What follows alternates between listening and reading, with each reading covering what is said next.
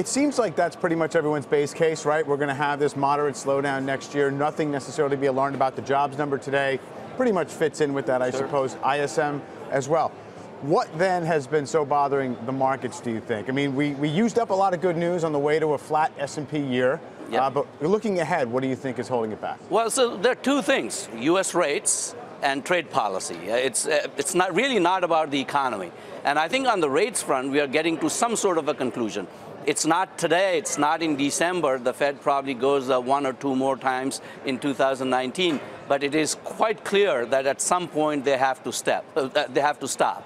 On the trade front, though, it's far more uncertain. But at the end of the day, what you need is for the U.S. economy to get down to the trend growth rate of 2%. That increases the pressure on the Fed to stop, and that increases the pressure on the Trump administration to come to some sort of a conclusion. And I think we get to that in the first half of next year. When you say it's not about the economy, though, it is about the economy if, in fact, doing more than one or two Fed rate hikes next year would bring about the end of the cycle. Well, it is about the economy in the sense that if people are worried about us facing a recession, I don't think that happens for the next 3, 4, 5 years in our view. So it's really about Fed tightening policy more than the economy itself. Mm-hmm. And I think we get through the sugar high, and by early part of next year, we are back to the slightly above the trend growth rate of 2%. People say we got to get to some conclusion with trade in China. Mm-hmm. When it's unclear what that conclusion would be, that would make both the markets happy and this White House happy.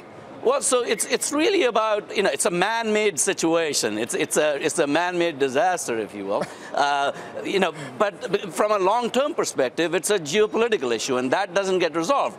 But we have had that situation in the past. We can have a good outcome from a trade standpoint, even if we duel on a constant basis with China. I think that'll go on forever, but that doesn't mean that we are talking about tariff all the time. Does it mean tariffs are come off, or that we live with a new level of low-lying tariffs? I think we live with a new level of threats of tariff all the time, rather than tariffs going away altogether.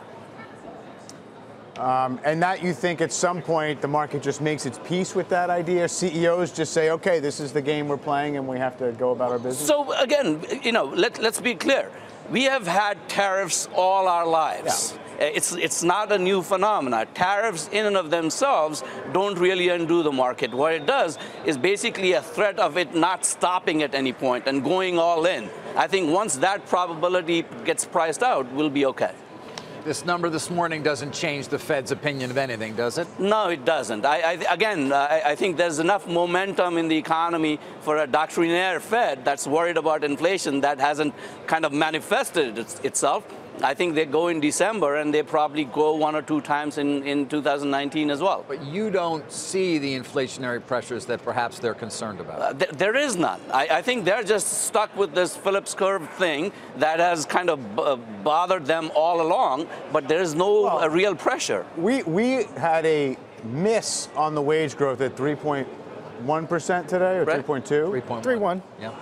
3.1 panicked the markets in February. Oh, we got nervous about 2.9. Right? Well, so again, if the underlying trend in the economy was that it was strengthening as it was earlier, then that number would bother you. But if the underlying trend is towards slowing down, then it's probably a good thing. You want some wage growth, income growth. Without that, the economy is going to slow down even more.